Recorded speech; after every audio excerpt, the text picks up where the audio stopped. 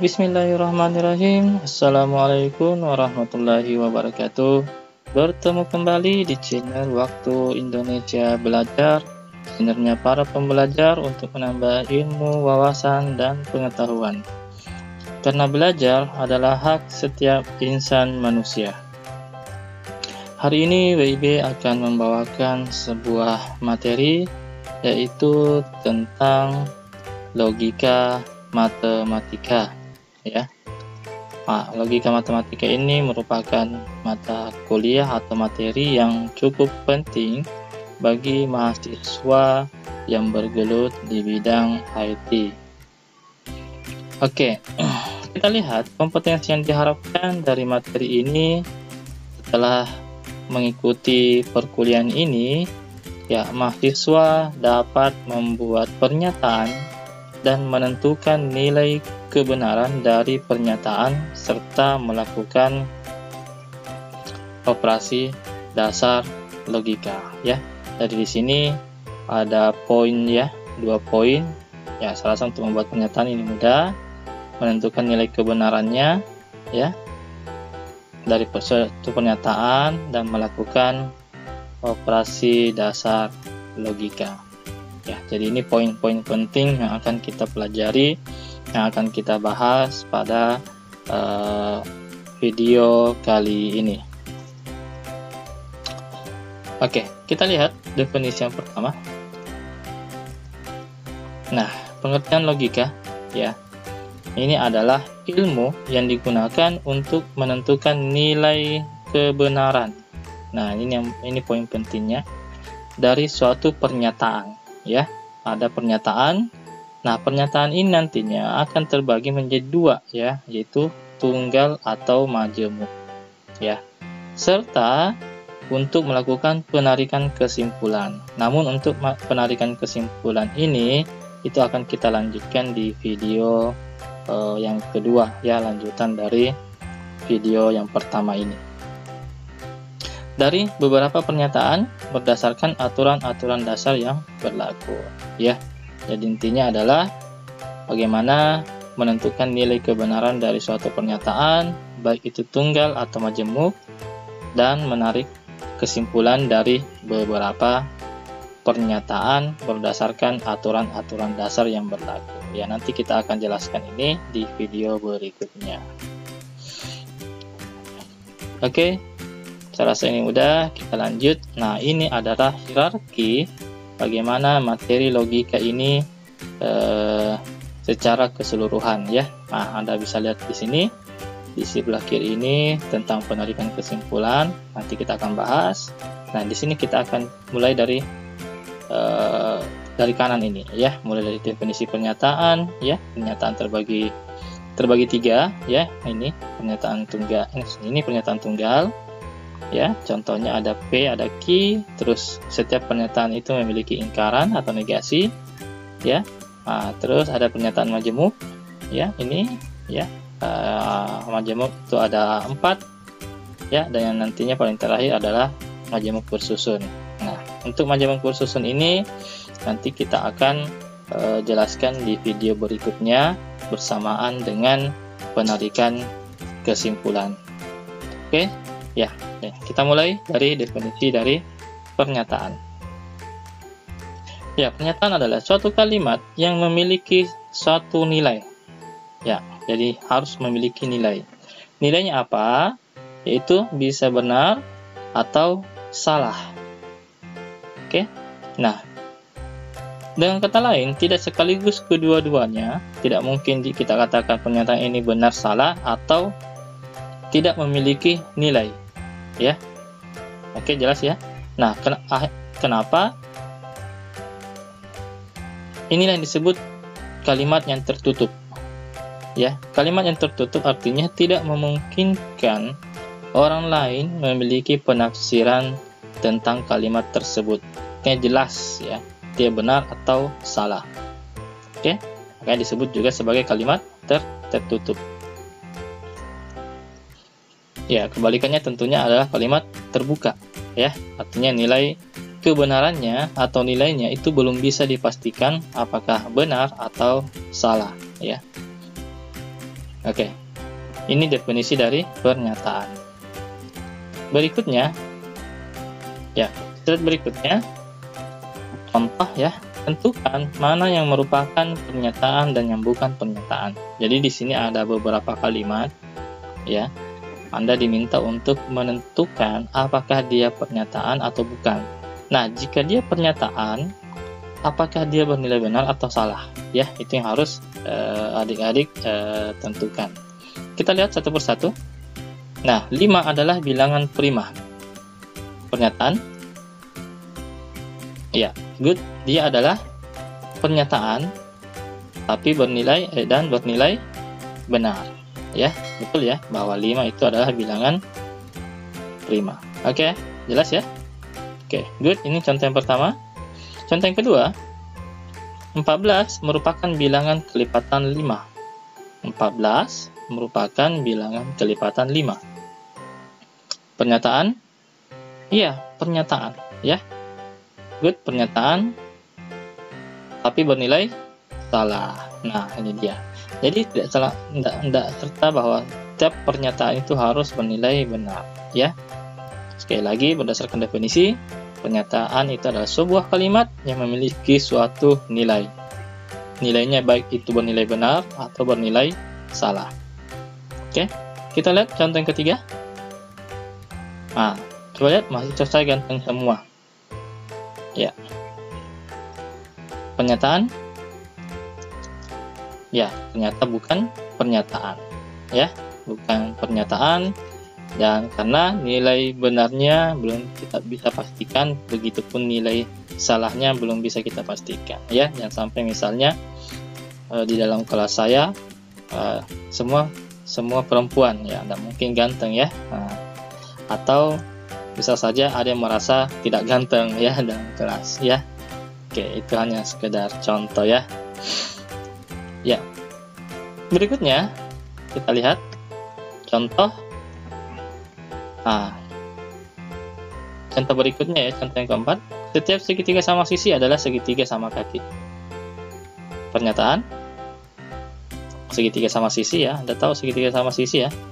Ya, misalnya seperti ini. Ya, ini panjangnya ini, itu sama dengan panjangnya ini, sama dengan panjangnya ini. Ya, segitiga sama sisi. Adalah segitiga sama kaki, betul? Oh iya, betul ya. Jadi dia pernyataan bernilai benar. Ya. Oke. Berikutnya, setiap segitiga sama kaki adalah segitiga sama sisi. Contohnya segitiga sama kaki seperti ini. Ini contoh segitiga sama kaki nih.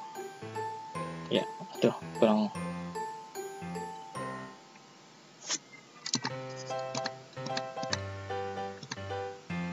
Ya, kita perbaiki dulu ya. Ya, segitiga sama kaki, dia ya sisi kakinya ini ya, ini sama panjang nih. Tuh. Ya, jadi segitiga sama kaki ini, segitiga sama kaki, apakah dia segitiga sama sisi? Belum tentu, ya, belum tentu. Jadi ini adalah pernyataan tapi bernilai salah, ya. Oke, karena segitiga sama kaki cukup banyak ya, bisa juga seperti ini ya. Ya, ini sama panjangnya ya. Tuh. Oke, itu contoh yang kelima. Yang keenam, setiap segi 4 adalah persegi panjang. Segi 4 adalah persegi panjang. Ya, segi 4 ya, berarti seperti ini, segi 4 ya. Ini sama panjangnya ini sama panjangnya ini. Ya, apakah setiap segi 4 adalah persegi panjang?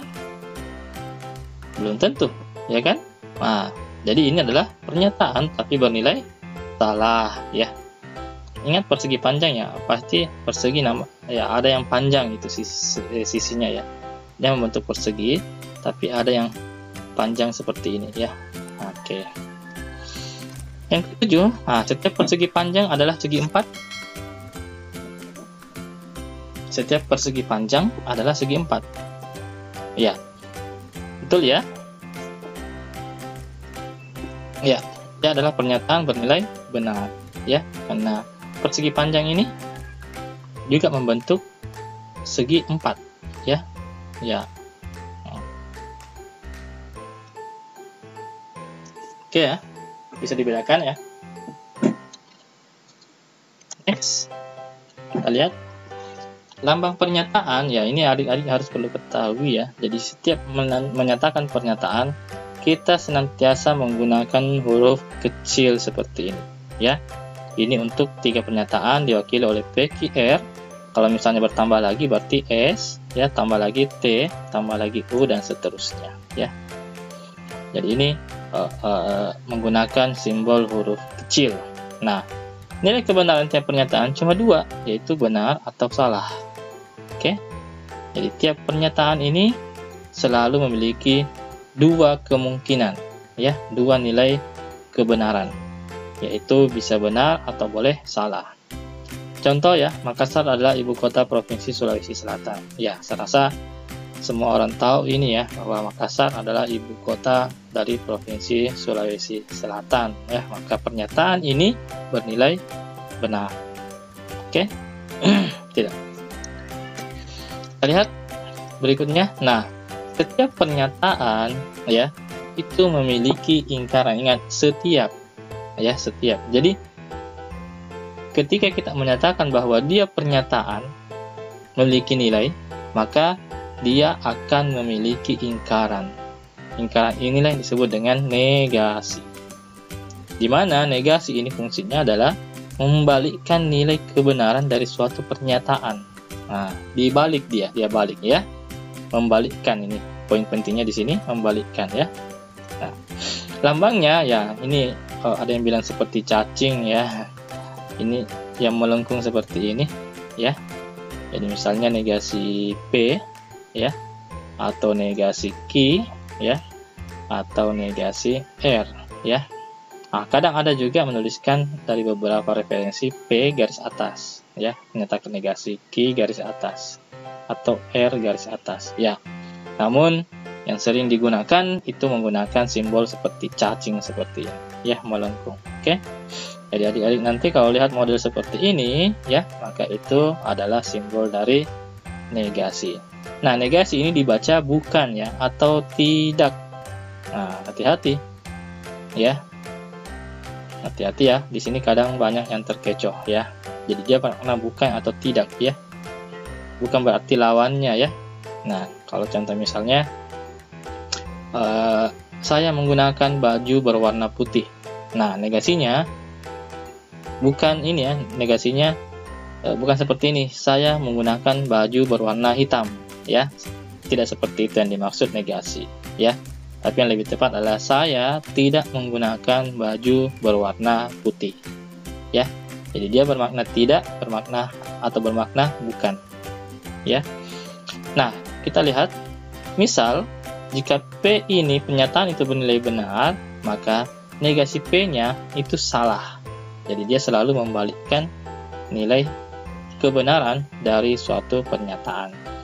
Begitu pula jika P bernilai salah ya, maka negasi P-nya bernilai benar ya. Itu dia, ingat ya.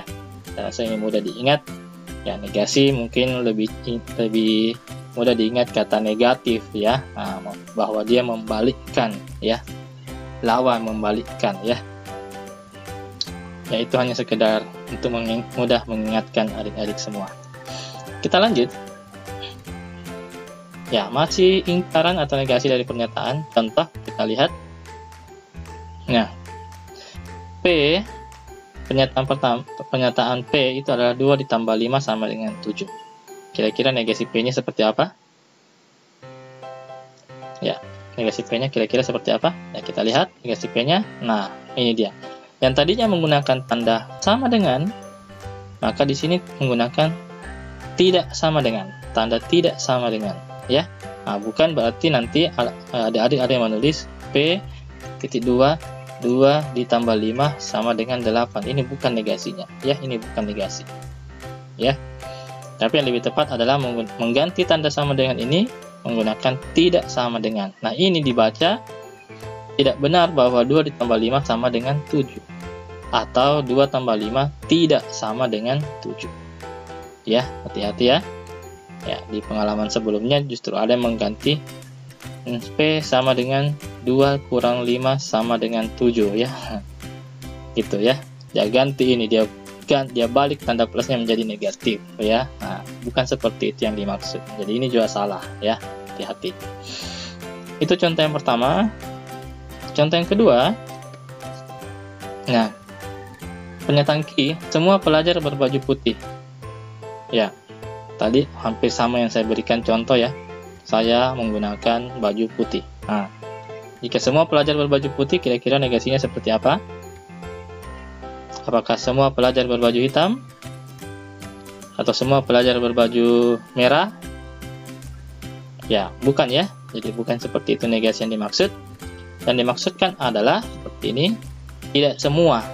Nah, jadi kata semua, anggaplah misalnya 40 orang ya dalam kelas itu, pelajar itu, maka semuanya 40 orang tersebut itu memakai baju putih. Nah, kalau kita ingkari pernyataan Q ini ya, negasikan, maka tidak semua. Mungkin ada 1-2 orang, ya kan? Ada 1-2 orang yang tidak menggunakan baju berwarna putih. Nah, seperti itulah yang dimaksud dengan ingkaran dari pernyataan. Ya. Ya. Masih ada kemungkinan negasi ingkarannya? Lihat. Nah, beberapa pelajar tidak berbaju putih. Ya, ini juga benar ya. Beberapa pelajar tidak berbaju putih. Jadi mungkin ada 2-3 orang ya yang tidak menggunakan baju berwarna putih. Ya. Jadi diingkari di sini ada 2. Semua diingkari dengan kata beberapa ya. Berbaju putih diingkari dengan tidak berbaju putih. Ya, it's okay ya. Ini juga masih termasuk ingkarannya ya. Ya, karena ini bahasa Indonesia ya, jadi cukup ada beberapa opsi untuk mengingkari pernyataannya. Yang ketiga, ada pelajar yang tidak berbaju putih. Ada, kata ada di sini, baik itu 1 orang, itu juga disebut dengan ada. Dari 40 misalnya, 1 orang tidak berbaju putih. Ya, berarti itu sudah mengingkari kata semua pelajar berbaju putih. Ada, ya.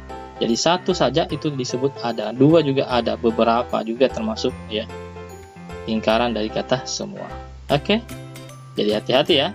Jadi untuk kalimat seperti ini ya, ini karena ini dalam bentuk kalimat bahasa Indonesia, jadi ingkarannya ada beberapa kemungkinan.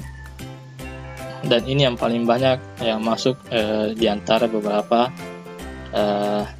tes tes kemampuan dasar ya, menggunakan kata beberapa, ada, semua ya. Oke, kita lanjut. Nah, ini tadi ya, jadi kembali ke hierarki ini. Jadi tadi kita sudah jelaskan definisi pernyataan ya. Terus kita ke sini, pernyataan tunggal itu contohnya P dan Q. Terus setiap pernyataan P dan Q itu memiliki ingkaran atau negasi P atau negasi Q ya. Jadi untuk pernyataan tunggal telah selesai. Oke, kita pindah ke berikutnya yaitu pernyataan majemuk ya. Oke. Nah, saya rasa untuk pernyataan tunggal adik-adik sudah bisa paham semua. Jadi kita akan berpindah ke pernyataan majemuk. Ya, namun sebelumnya ya, jangan lupa like, subscribe, dan share video ini. Karena berbagi adalah bentuk nyata mensyukuri apa yang telah diperoleh ya. Ya, kita lanjut.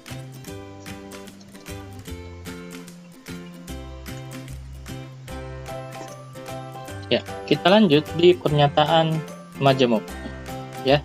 Kita lihat definisinya adalah pernyataan gabungan dari beberapa pernyataan tunggal. Jadi tadi kita sudah mempelajari pernyataan tunggal ya. Sekarang kita gabung pernyataan tunggal ini menjadi suatu pernyataan. Ya, tentunya karena dia terdiri dari beberapa pernyataan ya, maka otomatis dia dihubungkan dengan kata hubung ya, kata hubung ya. Nah, dalam logika matematika, kata hubung yang digunakan itu terdiri dari 4, yaitu disjungsi, konjungsi, implikasi, dan biimplikasi.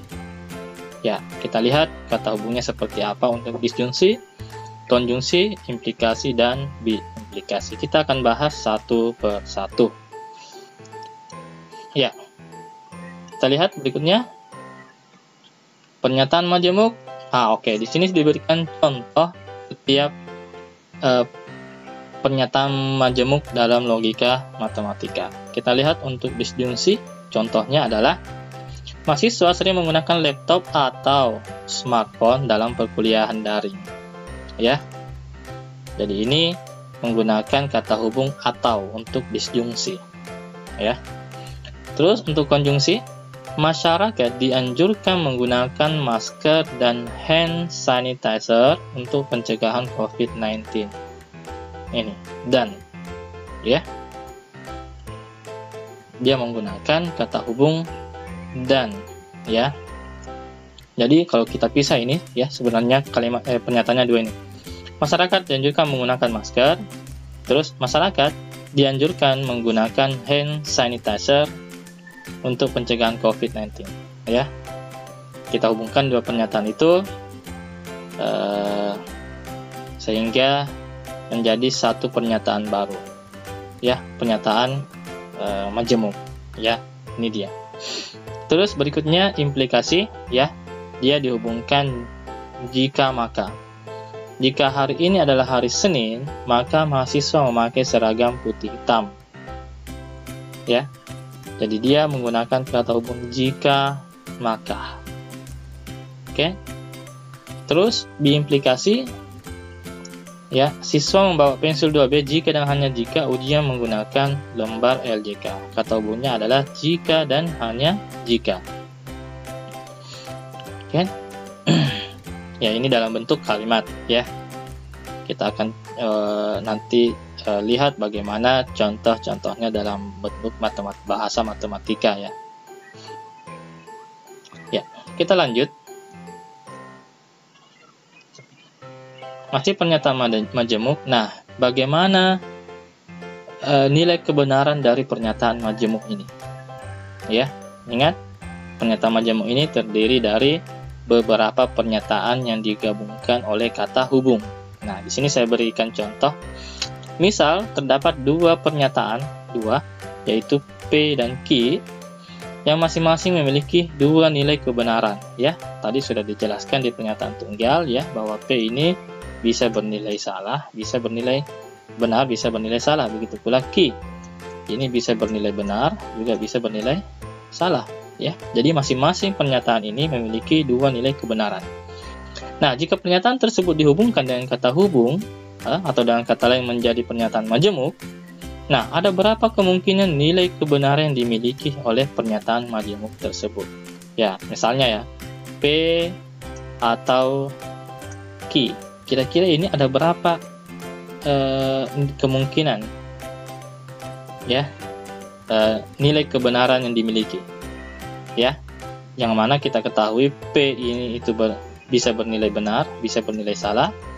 Q juga itu bisa bernilai benar, bisa bernilai salah. Ya, nah, oke. Ya, ini yang akan kita lihat bagaimana menyusun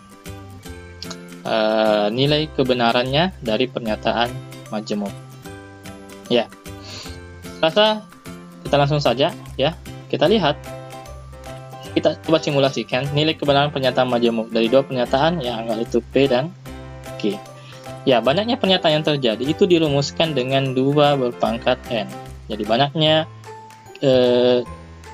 kombinasi, ya, kemungkinan nilai kebenaran yang terjadi, ya, itu dirumuskan dengan 2 pangkat N, di mana N-nya ini adalah menyatakan jumlah pernyataan, ya. Jumlah pernyataan. Ya, jika dua pernyataan P dan Q, maka banyaknya kemungkinan nilai kebenaran yang terjadi itu adalah, ya. Oke, kita ganti saja. Jadi 2 pangkat 2, ya, karena P dan Q berarti ini bisa nilai 4. Ya, jadi ada 4 kemungkinan nilai kebenaran dari pernyataan majemuk. Apa saja? Ya, coba kita lihat. Kemungkinan pernyataan pertama P itu bernilai benar, ya, dan Q juga bernilai benar. Ini pernyataan atau kemungkinan yang pertama, ya kan? Yang kedua, pernyataan pertama bisa saja bernilai benar, pernyataan kedua bernilai salah, ya kan? Ya, sudah dua. Berikutnya, bisa saja pernyataan pertama bernilai salah, pernyataan kedua bernilai benar. Ya, ini bernilai salah, ya. Dan yang terakhir, bisa saja pernyataan pertama bernilai salah, pernyataan kedua juga bernilai salah. Nah, inilah keempat kombinasi pasangan pernyataan majemuk yang bisa terjadi. Jadi ada 4 ya. Ini 1, 2, 3, 4. Oke. Berdasarkan rumus ini, 2 pangkat n sama dengan, atau 2 pangkat 2 sama dengan 4. Oke ya, jelas ya? Nah, bagaimana kalau misalnya pernyataannya dibentuk dari 3 pernyataan? Pernyataan majemuknya dibentuk dari 3 pernyataan. Nah, misalnya P, Q, dan R, ya. Ya, saya tulis di sini ya. P, Q, dan R. Jadi ada berapa kemungkinan terjadi? Ya, kita gunakan rumus 2 pangkat 3 sama dengan 8. Ada 8 kemungkinan terjadi. Cukup banyak ya kalau kita mau menebak satu-satu, ya. Misalnya kita mau tebak-tebak, misalnya ya kita buat simulasi dulu di luar ya. Misalnya P, Q, R, ya, ini benar, ini benar, ini benar, ya, apalagi ya. Mungkin ada yang ingat, oh di sini bisa salah, di sini bisa benar, bisa salah ya. Di sini bisa salah, di sini bisa benar, bisa salah, bisa benar. Ya kan? Nah, ini cukup repot ya, cukup susah untuk menebak kemungkinan yang terjadi. Nah, di sini saya berikan cara. Yang pertama, dari 8 ini ya, untuk kolom P kita isi setengahnya bernilai benar, setengahnya bernilai benar, dan setengahnya bernilai salah. Jadi 8 ini setengahnya 4 ya. 4 berarti 4 yang bernilai benar terlebih dahulu ya. Setelah itu setengah lagi, 4 lagi bernilai salah. Ya. Nah, seperti ini. Oke? Ya. Untuk kolom Q ya, ya. Ya, kita coba buat cakaran-cakaran saja ya. Di sini tadi setengahnya adalah 4. Nah, ini untuk P. Nah, untuk Q kita ambil setengah lagi dari 4 ini. Ya, yaitu 2. Berarti 2 untuk bernilai benar. Ya. 2 untuk bernilai benar dan 2 lagi untuk bernilai salah. Oke. Nah, karena ini masih ada kosong, kita ulangi lagi. 2 yang bernilai benar, 2 lagi yang bernilai salah. Oke. Nah, untuk R kita ambil lagi setengah dari 2 ini, yaitu 1. Ya, berarti 1 yang bernilai benar, 1 yang bernilai salah. Ya. Nah, karena ini masih kosong, kita ulangi lagi. Bernilai benar, salah, bernilai benar, salah, bernilai benar, salah. Jadi semua kemungkinan ya.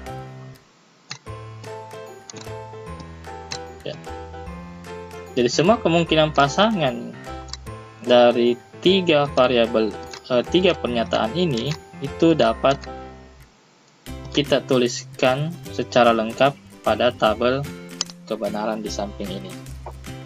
Ya.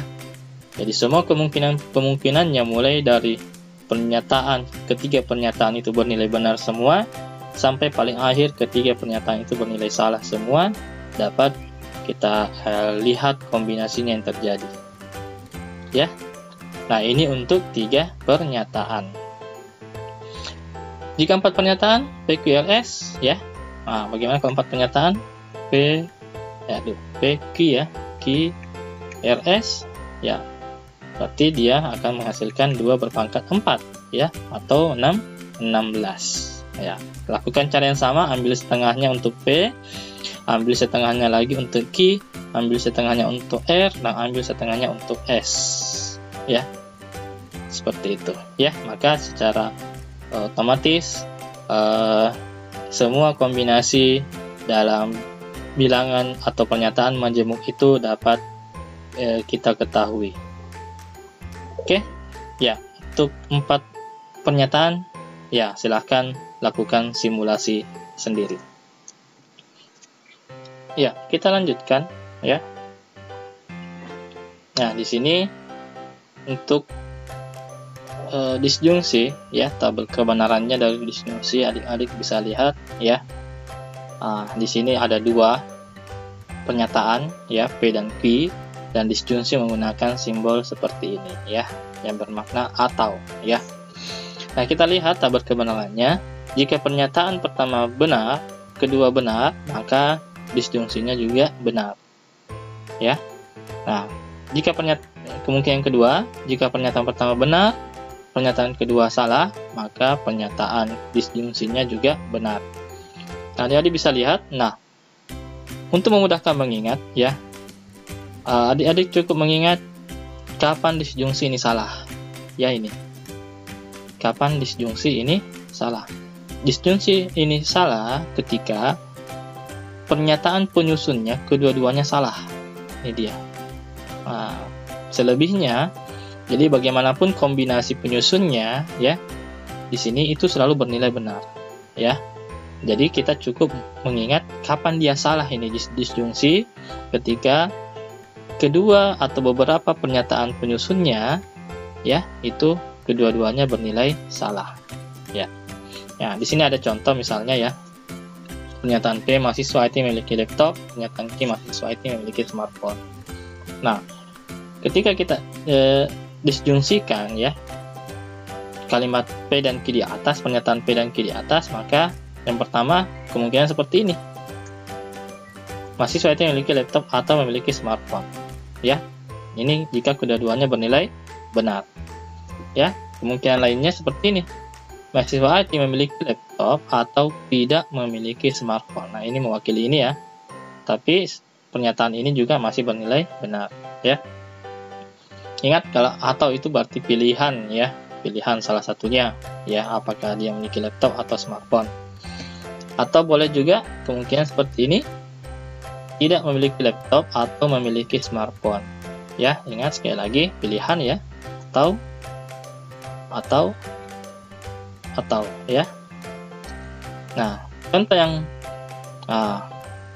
ini, contoh yang terakhir, pernyataan yang terakhir ini adalah mahasiswa IT tidak memiliki laptop atau tidak memiliki smartphone. Nah, ini kita anggap pernyataan ini salah ya. Pernyataan ini salah sesuai dengan aturan disjungsi ya. Jika kedua-duanya pernyataan penyusunnya salah, maka kalimat ini juga bernilai salah. Karena sekali lagi pilihan ya. Ini kalau begini kan bukan pilihan lagi nih. Karena semuanya tidak memiliki ya. Laptop tidak memiliki, smartphone juga tidak dimiliki ya. Oke. Ini untuk disjungsi. Berikutnya untuk konjungsi ya, kita lihat seperti ini. Nah, saya langsung berikan satu tipsnya. Untuk konjungsi, Anda adik-adik cuma cukup mengingat kapan dia bernilai benar ya, untuk konjungsi. Jadi dia hanya bernilai benar ketika kedua kalimat atau kedua pernyataan penyusunnya itu juga bernilai benar. Selebihnya salah ya, adik-adik bisa lihat. Jadi cukup kita mengingat kapan konjungsi ini bernilai benar ya. Kalau tadi disjungsi kita mengingat kapan dia bernilai salah. Nah, untuk konjungsi kita ingat kapan dia bernilai benar. Oke, selebihnya salah ya. Nah, untuk simulasi contohnya silahkan adik-adik lakukan sendiri ya. Ini kalimatnya masih sama tadi. Kira-kira bagaimana kalimatnya untuk mewakili pernyataan ini, dan ini ya. Silahkan adik-adik lakukan sendiri. Ya, kita lanjutkan. Untuk implikasi ya. Nah, jika P maka Q ya. Jadi ini jika P maka key, ya. Coba kita lihat kapan dia bernilai salah. Nah, jadi cukup kita ingat yang salah. Kapan dia bernilai salah? Jika P benar, ini bernilai benar, dan ini bernilai salah. Cuma itu saja. Nah, jadi jika bernilai benar, maka bernilai salah. Nah, selebihnya, baik itu benar-benar tetap bernilai benar, salah-salah bernilai benar juga. Jadi yang kita ingat cukup kapan dia bernilai salah. Ini dia. Ya. Untuk implikasi. Oke? Ya. Kita lanjut. Ya, contohnya silakan adik-adik lakukan sendiri kalimatnya ya. Kita lanjut. Untuk biimplikasi. Ya, untuk biimplikasi ya, nilai tabel kebenarannya adik-adik bisa lihat di sini ya.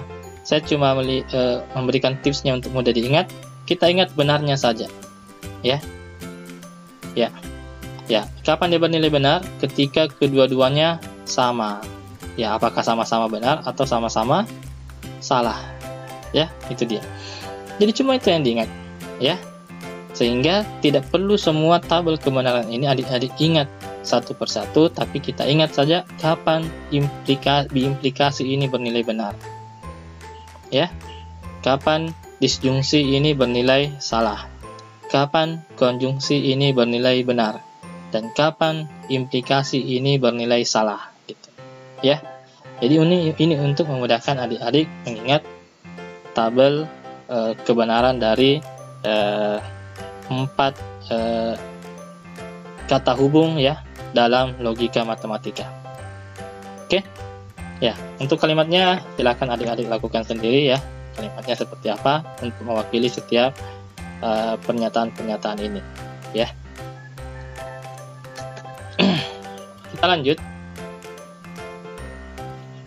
Ya. Nah, kita lanjut. Nah, khusus untuk implikasi ya yang berbentuk jika P maka Q ini ya, dia memiliki bentuk lain ya. Nah, ini dia memiliki bentuk lain ya, ada 4. Nah, disebut converse jika posisinya dibalik ya. Jika Q maka P, dia disebut dengan converse. Ingat, ini khusus untuk implikasi ya.